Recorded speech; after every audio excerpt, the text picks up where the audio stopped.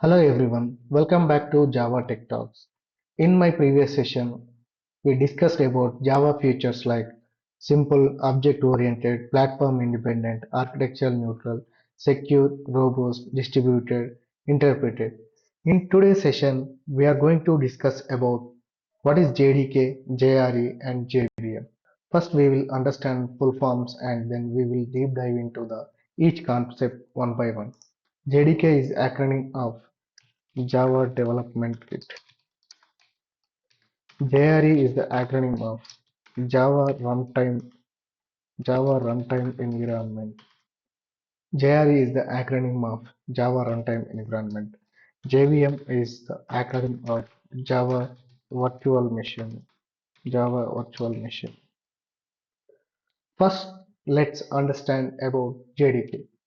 JDK provides an environment to write the Java programs, compile and execute the Java applications. JDK consists of two main components. One is development tools and JRE. Java development tools Java development tools includes Java compiler, Java compiler, Java debugger, Java doc, Java doc, some some configuration files, some executable files. In simple words, without JDK, we cannot write or develop any Java applications. Developer uses these development tools to write, compile, and debug the Java applications. Now let's understand what is JRE.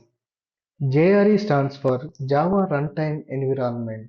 This JRE provides this JRE provides the environment required to execute Java applications.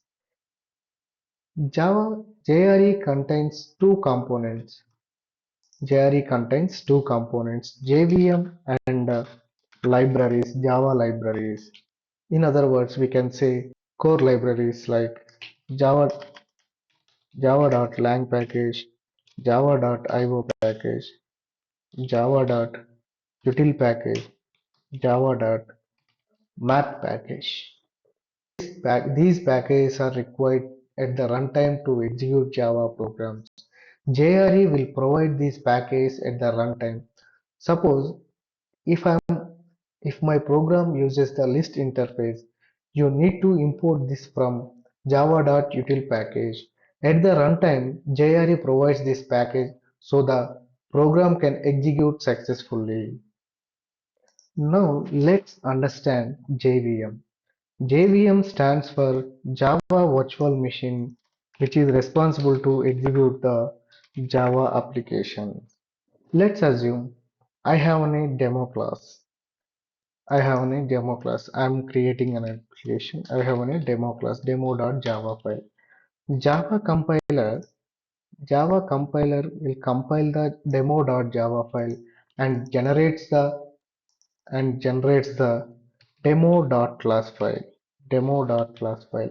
This dot class file will contains this dot class file will contains bytecode. This dot class file contains bytecode. This bytecode is the this bytecode is input for JVM. This bytecode is input for JVM. Java Virtual Machine is interpreted to execute Java programs line by line. JVM will load the dot class file and this JVM contains bytecode verifier. Bytecode verifier. This bytecode verifier verifies bytecode line by line. If any error or security issue found, execution will stop there. And then JVM converts bytecode into binary language. JVM converts the bytecode into binary language. Binary language means zeros and ones. Only computer will understand only binary language, zeros and one. Once the JVM converted, once JVM converts bytecode to binary language, then it will execute our program. And JVM also performs memory management. Memory management. JVM performs memory management efficiently. Demo.java file contains methods, variables, and objects.